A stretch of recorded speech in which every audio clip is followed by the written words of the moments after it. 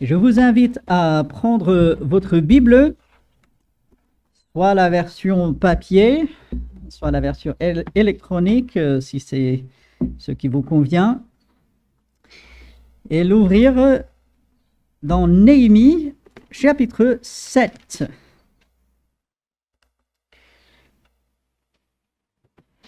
Néhémie, chapitre 7, 73 versets. Et vous allez dire, oula, il est déjà presque 11h15. Est-ce qu'on aura terminé avant 1h? Oui, je vous rassure. Nous n'allons pas lire les 73 versets, soyez-en rassurés.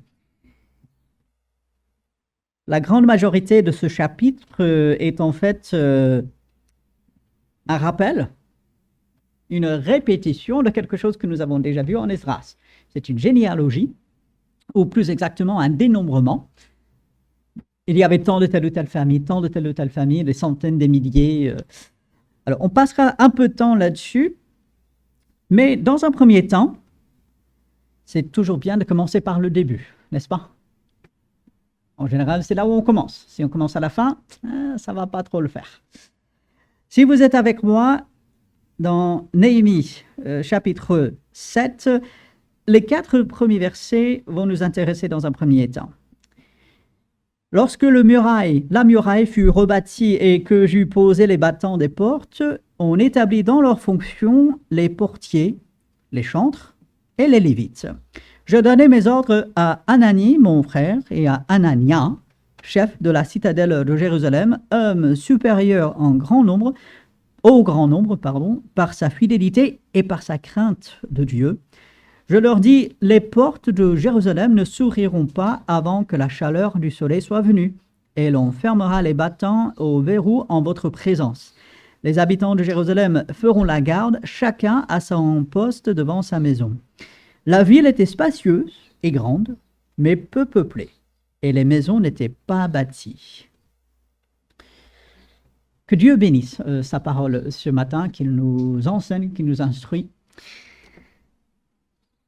Nous voyons ici la suite du chapitre 6. C'est logique. On avance un peu dans la chronologie. Néhémie explique ce qui arrive après avoir surmonté des difficultés, des obstacles dehors, dedans, des attaques par moments, la manipulation dont on a parlé la semaine dernière.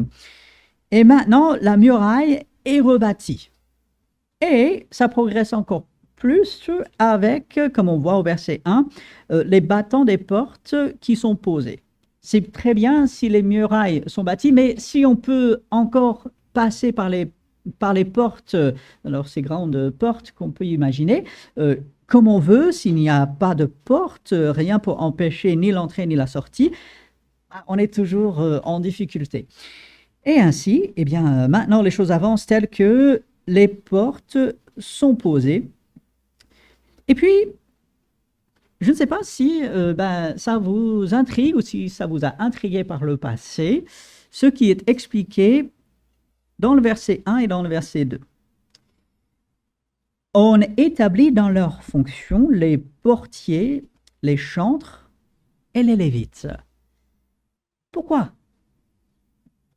On a tendance à oublier des rôles qui semblent moins importants. On pense à ceux qui sont vraiment devant. Pour le temple et même dans la vie de Jérusalem et puis dans la vie d'Israël, ceux qui faisaient les sacrifices, ceux qui étaient vraiment au temple, c'est souvent à ceux-là qu'on pensait. Mais ici, Néhémie prend le temps quand même de dire on va établir toutes les fonctions. Ce ne sera pas juste les fonctions qu'on pense les meilleures, les plus en avant, ce ne sera pas selon notre perception des choses, c'était des choses que Dieu avait voulu. On va établir dans leurs fonctions les portiers. Pourquoi? Eh bien, parce que à la fois le temple devait être ouvert et fermé à certaines heures. On ne pouvait pas entrer dans le temple quand on voulait. Ce n'était pas entrée libre. il y avait des périodes où le temple devait être fermé. Et puis il y a d'autres ouverts. Et puis non seulement cela, mais la ville, comme on va le voir, eh bien, verset 3, eh bien, même la ville, il y avait un moment où la ville était fermée et des moments où la ville était ouverte. Pourquoi? Si on lit ce verset 3, les portes de Jérusalem ne s'ouvriront pas avant que la chaleur du soleil soit venue, et l'on fermera les battants au verrou en votre présence. Pourquoi? À la fois, deux grandes raisons. À la fois, pour permettre aux gens de se reposer. Si on ne pouvait pas entrer et sortir de la ville, ça veut dire pas de commerce. Ça, Néhémie sera confronté à cela un peu plus tard dans ce livre. Il y aura même des gens qui vont camper en dehors de la ville, installer un peu leur marché à l'extérieur de la ville, et Néhémie sera obligé de les menacer. Et donc, ici, eh bien, si on ferme pendant, on va dire, pendant la nuit, pendant qu'il fait nuit, eh bien, pas de commerce, ça permet le repos. Et puis également, c'était très important, pas juste le repos en général, mais deuxièmement, le repos du sabbat. De souffler, de garder le rythme de Dieu. Et ça emmène une autre question. Mais pourquoi est-ce qu'on était obligé de faire cela? C'est-à-dire, pourquoi est-ce qu'on était obligé de mettre en place des personnes? Là aussi, pour deux grandes raisons. La première, c'est tout le monde ne se souvenait peut-être pas de ces règles de la part de Dieu. Souvenez-vous, c'est le retour de l'exil. Le peuple avait été sur une terre étrangère pendant 70 ans. Le peuple était revenu sans vraiment ce rythme qu'ils avaient dans le passé. Le peuple ne connaissait peut-être pas les règles. À Babylone, ils n'étaient pas obligés, ils ne pouvaient pas vraiment garder ce rythme.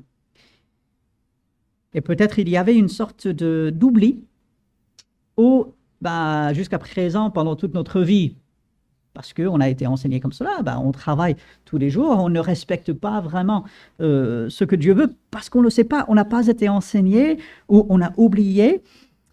Et Néhémie, parce qu'il est attaché à suivre Dieu, parce qu'il est attaché à la volonté de Dieu, et ça on le voit à travers tout son livre, eh bien, il veut aider des personnes, et donc il met en place des choses pour rappeler, voici comment Dieu veut que les choses se passent.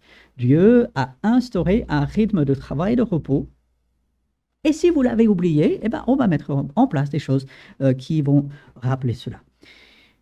Et puis, deuxième raison qu'on a dû instaurer ceci, c'est parce que parfois, même avec la connaissance, et ça on le verra plus tard, il y a des personnes qui refusent, malheureusement, eh bien, de suivre ce que Dieu veut. C'était surtout des non-juifs qui, par la suite, veulent faire leur commerce tous les jours, disent, mais pourquoi perdre une journée de commerce, d'échange Et ainsi, parfois, il y a des gens qui refusent. Et donc, il faut mettre en place des choses qui vont obliger les gens à suivre la loi de Dieu. Bien sûr, nous ne sommes plus sous la loi. Et Dieu ne recherche pas qu'on fasse des choses par obligation. Il cherche qu'on les fasse avec le cœur.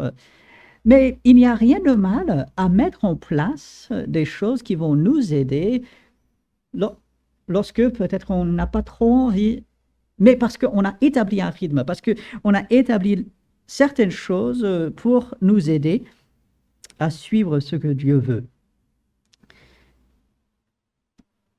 On voit que Néhémie est attaché à l'obéissance à Dieu. Il est attaché vraiment à faire enseigner également, à aider le peuple à suivre Dieu.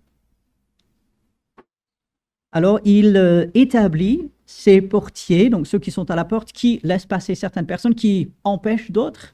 qui vont fermer les portes au moment voulu, qui vont les ouvrir.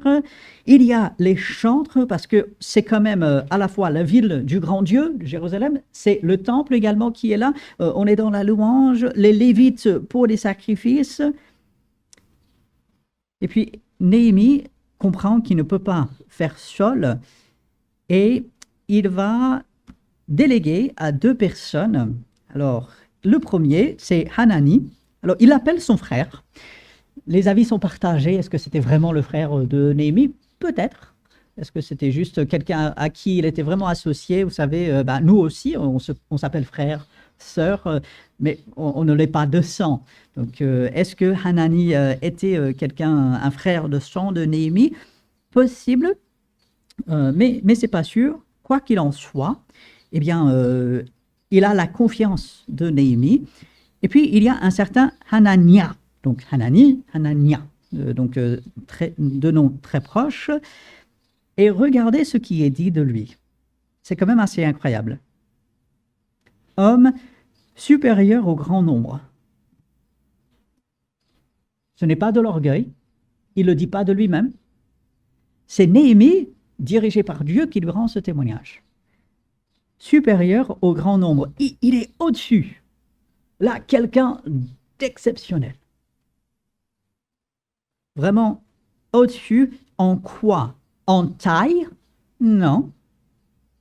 Comme Saül. Saül, il dépassait tout le monde, il était supérieur au plus grand nombre en taille. Mais sa vie spirituelle était catastrophique. En beauté, comme Absalom. Mais Absalom, il avait de la jalousie.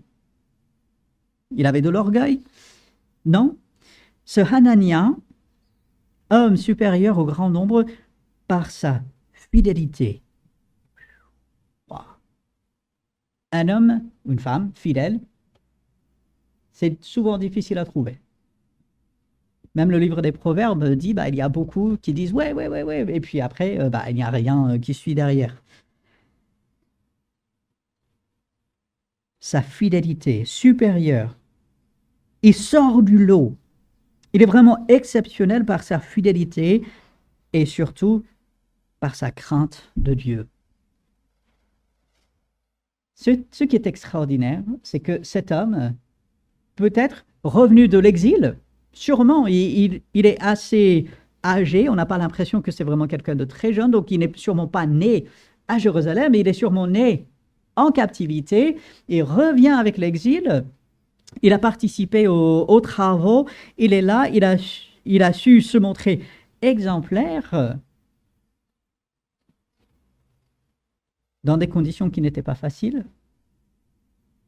loin d'être idéal, mais il est exemplaire par sa fidélité, par sa crainte de Dieu.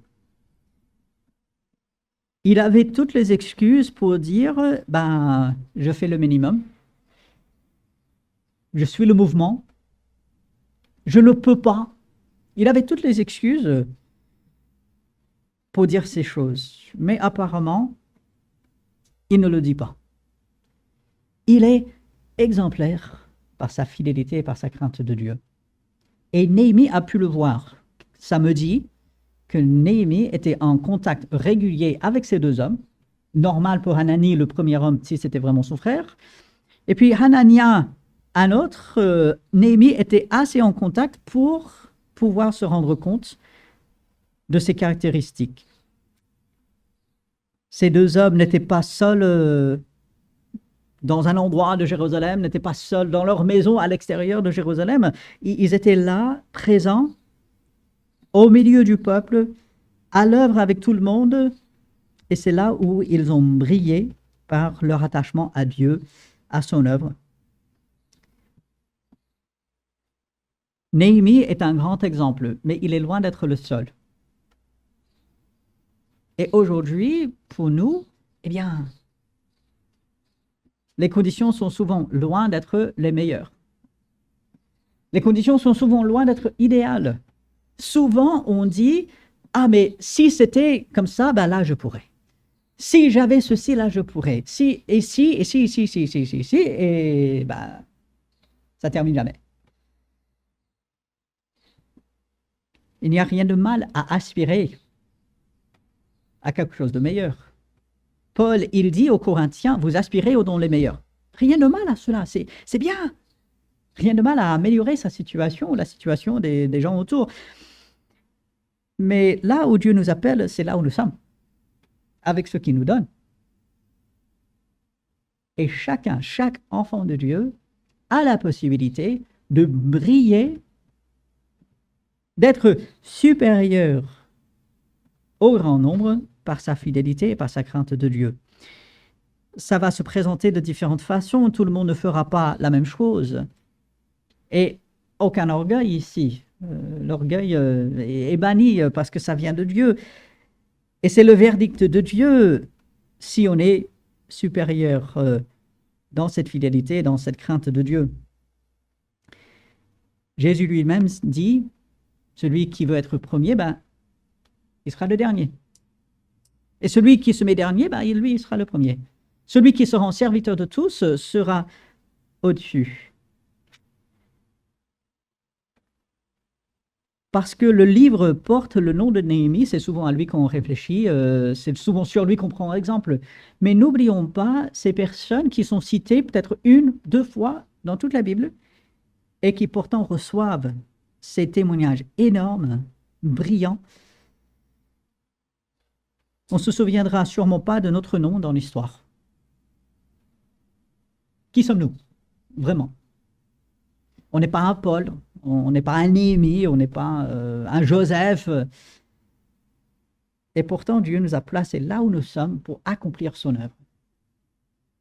Si Hanania n'était pas là, Dieu se serait servi d'autres personnes. Mais ces personnes-là, on ne les connaîtrait pas. Aujourd'hui, qu'on connaisse notre nom, qu'on ne le connaisse pas, le plus important, c'est de briller par notre fidélité et notre crainte de Dieu. Néhémie donne des ordres clairs. Néhémie n'est pas dans le flou. Au verset 3, il dit à ces hommes, les portes de Jérusalem ne s'ouvriront pas avant que la chaleur du soleil soit venue. Donc, ce n'est pas juste, ouvrez-les quand vous voulez. Je laisse à votre appréciation. Non, c'est à ce moment précis, on va les ouvrir et on fermera les battants au verrou en votre présence. Et donc là, sous-entendu, lorsque le soir vient. Néhémie met en place quelque chose de précis. C'est quelque chose qu'on peut vérifier. Et puis, il n'implique pas simplement juste 1 ou 2 personnes, mais regardez à la fin de verset 3, les habitants de Jérusalem feront la garde, chacun à son poste devant sa maison. C'est quelque chose que nous avons déjà vu dans ce livre, même dans Esdras, mais cette idée revient et elle est tellement importante. L'œuvre de Dieu a besoin de tout le monde. L'œuvre de Dieu, quelle qu'elle soit, quelle que soit l'échelle, que ce soit quelque chose au niveau mondial, que ce soit quelque chose de national, que ce soit quelque chose ici au niveau à notre échelle de notre Église, que ce soit même dans une famille, l'œuvre de Dieu a besoin de tout le monde. Bien sûr, il y a des personnes qui seront en avant. Il y aura des dirigeants, il y aura des personnes qui prennent des décisions et qui mettent en place des choses. Mais l'œuvre de Dieu, quelle qu'elle soit matérielle, qu'elle soit spirituelle, l'œuvre de Dieu a besoin de tout le monde. Et Néhémie, il avait très bien compris cela. Il a organisé le peuple comme il le fallait. Il a mis en place des responsables. Il a donné des responsabilités à quelques personnes de confiance. Mais il n'oublie pas que chaque personne est importante. L'œuvre de Dieu ici à Vernon a besoin de tout le monde. Ceux qui sont présents ce matin, ceux qui ne le sont pas pour différentes raisons. L'œuvre de Dieu a besoin de chacun. Néhémie, dans la grandeur de sa tâche, parce que c'était quand même quelque chose d'immense, on n'est pas en train de parler d'un bout de muraille, on n'est pas en train de 100 mètres, on n'est pas en train de parler d'une petite ville d'une centaine d'habitants. Non, c'est une grande ville avec beaucoup d'habitants. Et même devant l'immensité de cette tâche, il n'oublie pas que chacun est important. Chacun doit être impliqué. Chacun a sa place. Chacun a un travail qu'il peut accomplir à son niveau.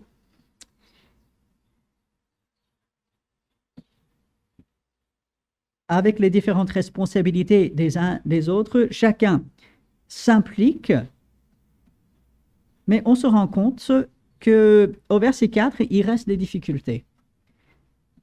C'est souvent ce qui arrive. Dieu met à cœur un projet, Dieu dirige et on met des choses en place et on surmonte des obstacles et ça a l'air bien et tout. Gloire à Dieu, et on est tout feu, tout flamme, et on voit les étapes avancer, on sait où on va, les choses sont mises en place, mais finalement, on dit, ah, mais il y a encore ça, et il y a encore ça, et il nous faut ceci, et c'est un peu ce à quoi nous sommes confrontés au verset 4. La ville était spacieuse et grande. C'est bien dans le sens, il y a de la place. On n'est pas à l'étroit, mais peu peuplée. Et les maisons n'étaient pas bâties. On a la ville, on est là finalement où Dieu veut, mais on est trop peu nombreux. Tout n'est pas en place, il reste encore des choses à faire et il serait facile de céder au découragement, de dire on est venu jusqu'ici et ok, c'est bon, ça suffit. On a rebâti les murailles, les portes sont en place, on est plus ou moins protégé, on a mis en place certaines choses que Dieu voulait. Alors c'est bon. De toutes les façons, on ne pourra pas arriver avec ceci ou cela. Il serait facile de céder au découragement, à la lassitude, de dire c'est assez. Seigneur, tu ne vois pas tout ce qu'on a déjà fait. Seigneur, tu ne vois pas tout ce qu'on a déjà surmonté. Il reste encore ça.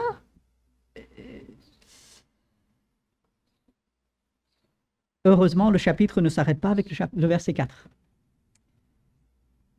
Oui, la ville était spacieuse et grande. Gloire à Dieu. Mais peu peuplée. Il est vrai, pas beaucoup d'habitants.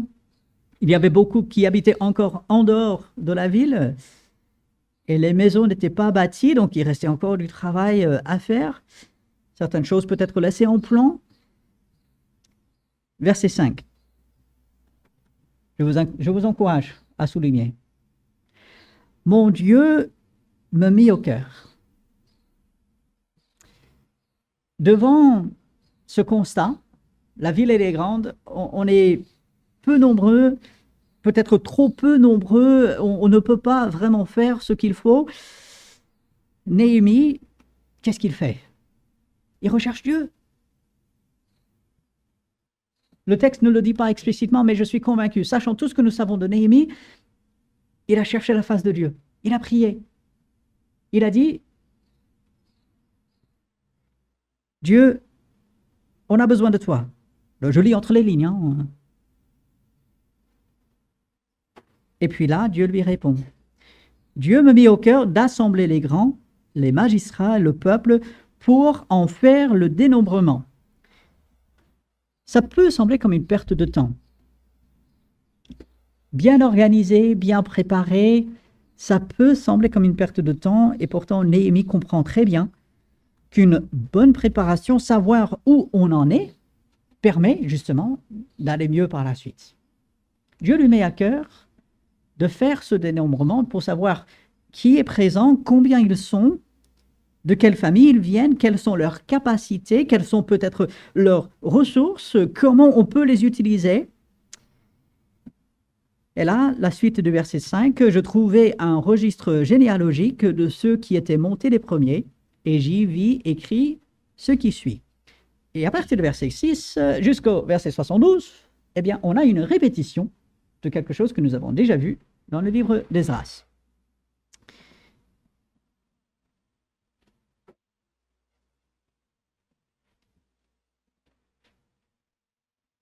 On se dit, c'est bien, mais finalement, Seigneur, pourquoi utiliser du papier, de l'encre, pour répéter quelque chose qui a déjà été fait. Pourquoi pas juste renvoyer? Vous savez, parfois il y a des renvois. Au lieu de répéter en entier un grand texte ou autre, regardez par là. Déjà à l'époque, on n'avait pas ce genre de choses. Et puis, il était important que Dieu montre sa fidélité. Vous vous souvenez, au verset 2, ces deux hommes qui sont cités, ils sont supérieurs au grand nombre par leur fidélité. Mais qui est plus fidèle que ça? C'est Dieu. C'est pratiquement 60 versets qui semblent assez barbants. Soyons honnêtes, ne jouons pas les spirituels. Vous lisez, par exemple, au verset 7, tous ces noms qu'on a parfois du mal un peu à prononcer. Verset 8, on a les fils de Péroche, 2172. Et alors, c'est qui celui-là et pourquoi 2000 ok. Et les fils de... Et ainsi... Ça peut être barbant. Et alors 2500 ans plus tard, qu'est-ce que ça peut me faire de savoir que il y a toutes ces personnes, le nombre, ça montre la fidélité de Dieu. Ces milliers de personnes qui sont citées ici, ça ne dépasse pas Dieu. Et ça n'a pas changé. Néhémie, il retrouve cette généalogie, ce dénombrement, et ça n'a pas changé. Il peut dire, ceux-ci sont montés, et tiens, mais oui, cette famille, elle est là. Et il y avait tant de cette famille, et oui, je les connais. Ils habitent dans la rue à côté. Oui, c'est vrai, ils sont installés dans tel ou tel quartier. Mais je les connais, eux. Cette généalogie qui peut nous sembler un peu barbante, on dit, à quoi bon, allez, sautons, parce que, voilà, on a autre chose à faire. Il est bien par moment de réfléchir sur ces noms, se rendre compte que c'était de vraies personnes. C'était des personnes qui ont réellement vécu il y a 2500 ans, qui étaient fidèles à Dieu et envers qui Dieu était fidèle. On a quelque chose de vérifiable ici, et on a la fidélité de Dieu. Dieu met à cœur à Néhémie de faire un dénombrement. Il le dirige pour trouver ce dénombrement qui avait déjà été fait. La fidélité de Dieu se manifeste. Et ce que nous voyons à travers ce dénombrement, cette généalogie, c'est qu'on a des gens un peu de partout. On en a de toutes les villes, on a de toutes les familles, on a de tous les rôles également, les gens tout à fait ordinaires, tout comme, à partir du verset 39, des sacrificateurs. Un peu plus loin, on va avoir certains chanteurs, on va avoir des gardes rapprochés. On voit des gens un peu de partout. C'était pas juste une personne, deux, c'était pas juste un rôle, une sorte de personne, non, un peu de partout. Et on se dit, oui, si tel est le cas, ce Dieu fidèle, ce Dieu qui s'occupait de toutes ces personnes, ce Dieu qui connaissait toutes ces personnes, c'est le même Dieu que moi j'ai.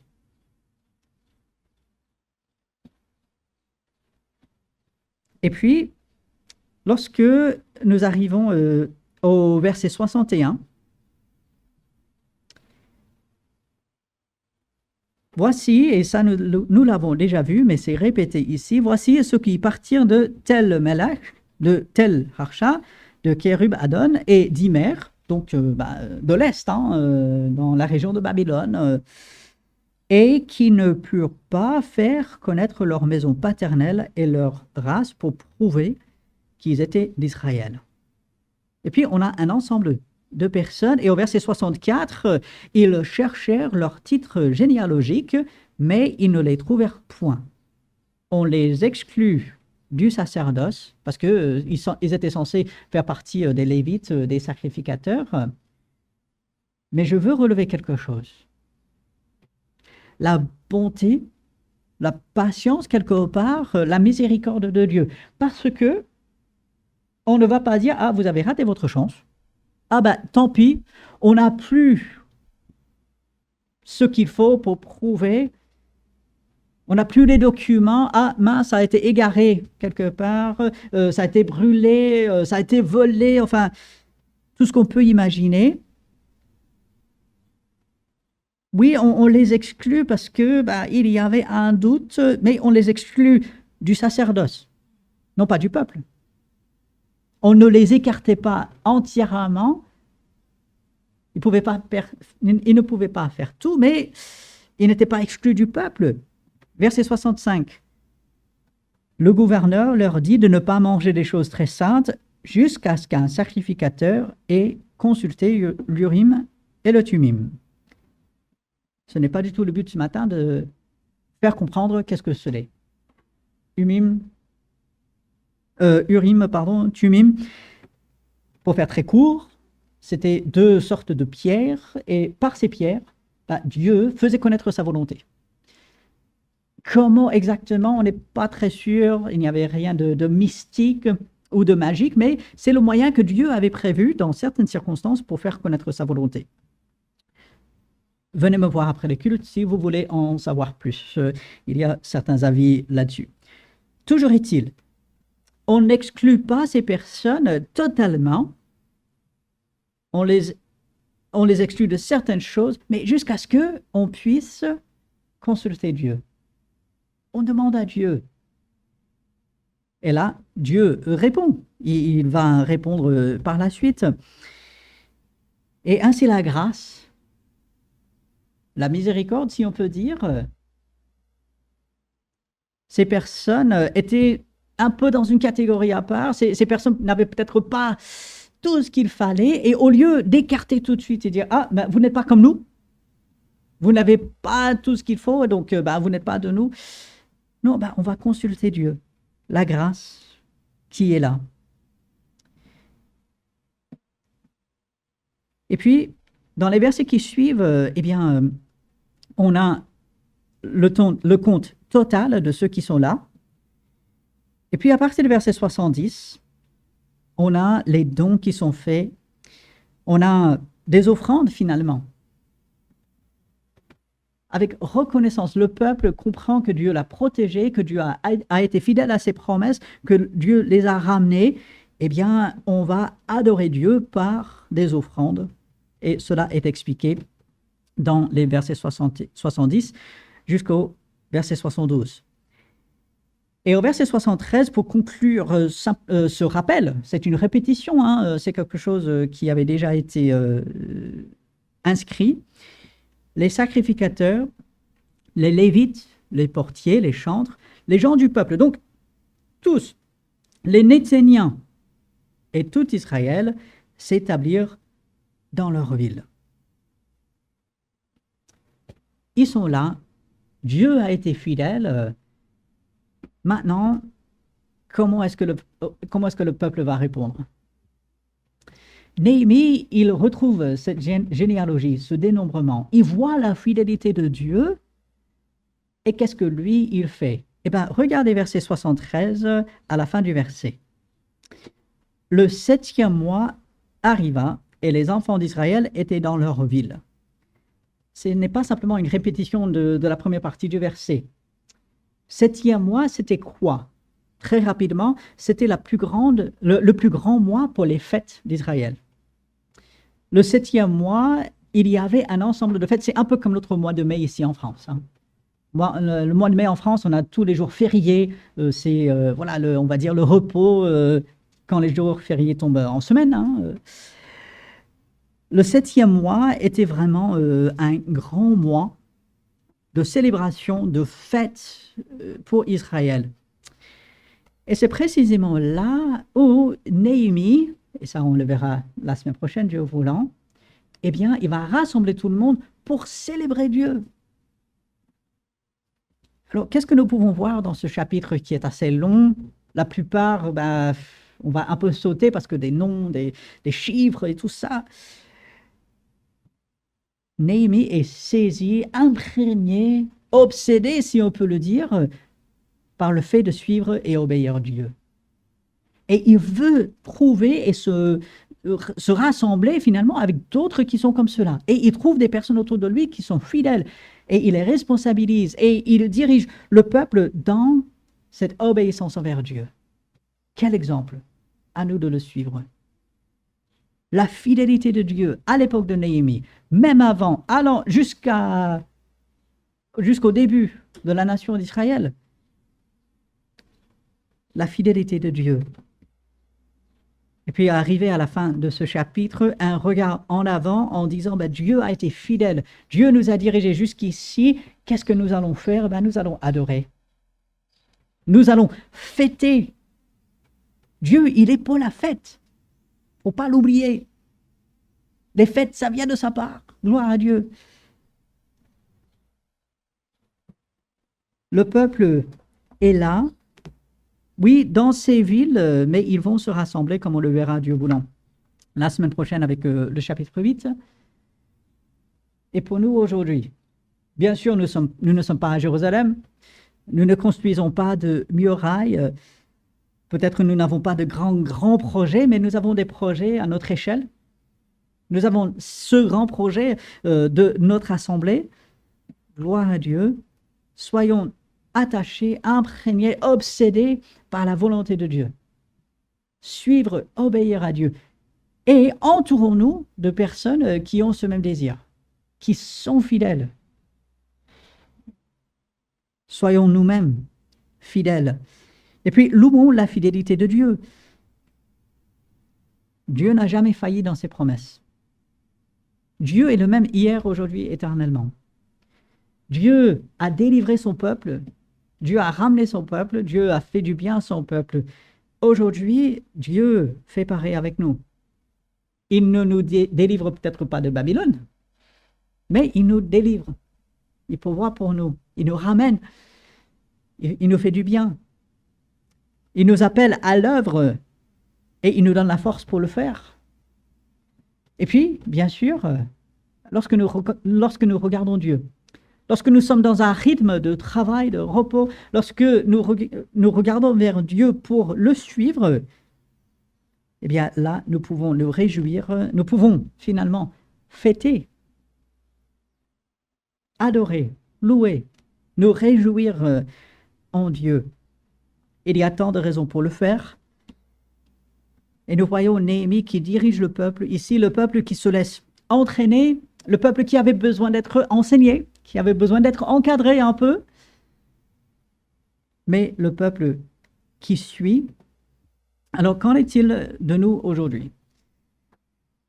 Notre héritage, est-ce qu'on va pouvoir dire, oui, Dieu a été fidèle dans ta vie? Oui, on a pu voir la fidélité de Dieu dans ta vie.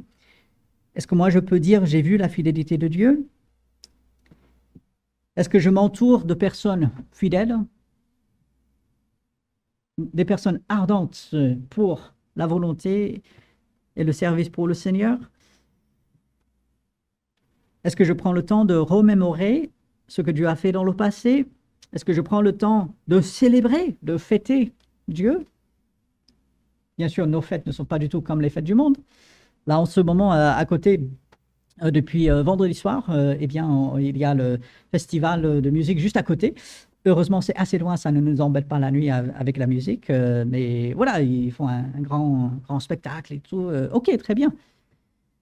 Nos fêtes ne sont pas les fêtes du monde. Nos fêtes, c'est pour Dieu. On le loue, on l'adore. Comment est-ce que cela se passe dans notre vie? Et puis, vers quoi est-ce que je vais? Néhémie était très clair où il voulait aller. Il met cela en place. Il nous inspire. Et bien sûr, avec l'aide de Dieu, il nous gardera fidèles et ce sera pour sa gloire. Alors, quel est le projet que Dieu vous donne cette semaine? Aussi grand, aussi petit que soit-il, comment est-ce que nous pouvons appliquer ces principes sur notre projet, nos projets cette semaine? Qu'est-ce que Dieu veut faire dans notre vie aujourd'hui? Parce qu'il a un plan. Et il est puissant et fidèle pour l'accomplir en nous et à travers nous. Mais bien sûr, on a besoin de son aide, toujours. On ne peut rien sans lui. pour sa gloire. Ainsi, nous allons prendre quelques instants pour demander son aide dans une prière silencieuse devant le Seigneur dans la prière, et au bout de quelques instants de silence, je terminerai avec une dernière prière. Notre grand Dieu, qui est fidèle et puissant, nous élevons notre voix vers toi pour implorer ton aide. Nous reconnaissons notre incapacité en nous-mêmes et nous appelons à ton aide pour accomplir tous les bons projets que tu as préparés pour nous, ces bonnes œuvres que tu as préparées en avance afin que nous les pratiquions. Aide-nous. Changeons-nous ce qui doit être changé, fortifie ce qui est peut-être défaillant, dirige-nous, donne-nous sagesse, Seigneur, rappelle-nous ces vérités de ce chapitre, renouvelle-nous à la pensée de ta fidélité à tes promesses. Nous sommes insuffisants, Seigneur, et nous avons besoin de toi. Nous nous en remettons à toi pour toutes ces choses. Que ta volonté soit faite dans notre vie, dans la vie de notre Église, et que tu reçoives toute l'honneur et toute la gloire pour cela. En ton nom. Amen. Alors, comme toujours, je vous laisse avec la parole de Dieu. Aujourd'hui, Pierre résume bien ce que nous voulons faire. Alors, si ça veut bien s'afficher correctement. Bon, je vais le... voilà, ça vient quand la technologie veut.